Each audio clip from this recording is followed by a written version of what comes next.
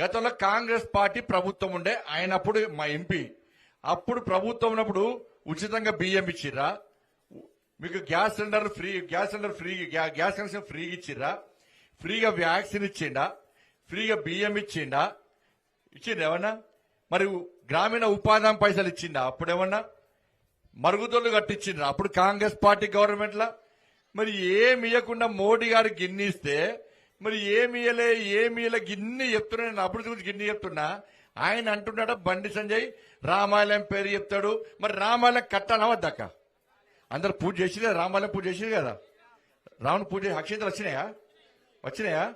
మంచిదే కదా. పాపం ఈయన అంటాడు తెలుసా, అక్షింతలు కాదే రేషన్ బియ్యం అట. అక్షింతలల్లా ఎవడ రేషన్ బియ్యము, బాస్మతి బియ్యము, జై శ్రీరామ్ బియ్యం ఉంటాయి అక్క చెప్పక. అంటే గుడికి పోతే అయ్యా అక్షింతలు ఈ రేషన్ బియ్యమా బాస్మతి బియ్యం అడుగుతావా? ఈయనకి అది కూడా డౌటే. వీళ్ళు ఏమంటారంటే రాముడు గాన్నే పుట్టినని గ్యారెంటీ ఏంటి అంటండి వీళ్ళు. రాముడు ఎడ పుట్టినక్క? అయోధ్యలో. ఇది చరిత్ర చెప్తున్నది.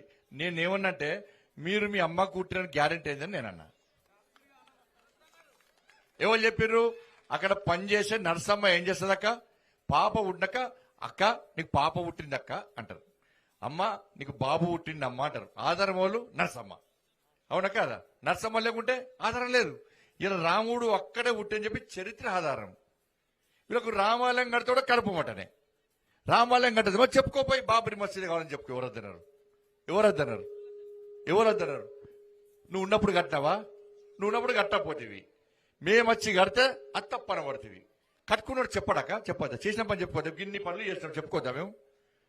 మరి నువ్వేం చేస్తావు చెప్పాలి కదా, నువ్వెన్ని చేస్తావో చెప్పాలి కదా.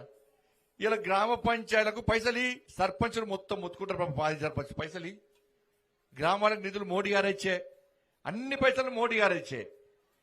మరి నువ్వేమిచ్చినావు? ఇప్పుడు దుకాణం ఇప్పుడే స్టార్ట్ అయింది. ఇప్పుడు నేను ఒప్పుకుంటాను ఏంది? ఇప్పుడు నేను కూడా అడుగుతా కదా, నేను తీసుకొచ్చిన ఇవి కదా. మరి నువ్వు ఎందుకు తీసుకొస్తావు? ఏ పంచి లెక్క చెప్పాలి కదా.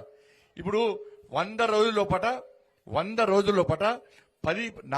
రూపాయలు 2,500 రూపాయలు మీ మహిళల అకౌంట్ లో వేస్తున్నారు. వేసిరాక అంటే అకౌంట్ చూసుకోవచ్చు మీరు. చూసుకోరు పడ్డే కావచ్చు. 4,000 రూపాయలు ఆసరా పెన్షన్ ఇస్తున్నారు, ఇచ్చిర్రా? 15,000 రూపాయలు రైతు బంధు ఇస్తున్నారు, ఇచ్చిర్రా? 2 లక్షల రూపాయలు రుణమాఫీ చేస్తున్నారు, చేసిర్రా? చేయలే కదా. ఇవాళ 500 రూపాయలకే సిలిండర్ ఇస్తారు. అవి చిన్న చిన్నవి కాబట్టి ఈ నెల ఇస్తారు, మళ్ళీ వచ్చిన ఇయరియా రేషన్ కార్డు ఇచ్చిండు అక్క మీకు. ఇప్పుడు ఈ కాంగ్రెస్ వాళ్ళు ఏం చేసిందంటే మమ్మల్ని గెలిపిర్రి అక్క, కొట్లాడింది మేమక్క, నేను కొట్లానక్క, మా కార్యకర్తలు కొట్లాడిదక్క.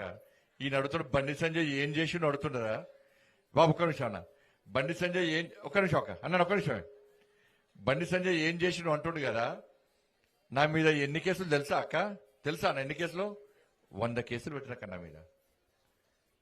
ఏం చేయందే నేను ఇంట్లో కూర్చుంటే 100 కేసులు పెట్టిరానా?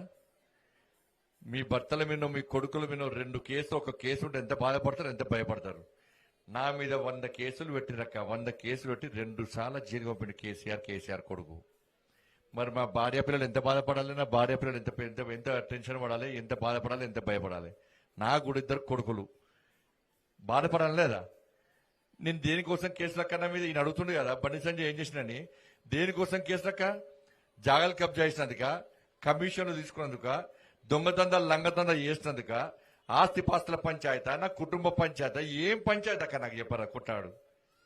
మీరందరూ కష్టపడి ఓట్లేసి గెలిపిస్తే నన్ను రాష్ట్ర అధ్యక్షుడిని చేస్తే కేసీఆర్ అందరినీ మోసం చేస్తుండు పేదోళ్ళని చెప్పి ఇలా కొట్లానక్క. మీ పిల్లల ఉద్యోగాల కోసం కొట్లాను. నేను కొట్లాడితే రాత్రి నా ఇంటి మీద దాడి చేసి నన్ను గుంజుకుపోయిన కార్యకర్తలను కొట్టి నన్ను తీసుకుపోయి జైల్లో పెట్టిండక్క కేసీఆర్.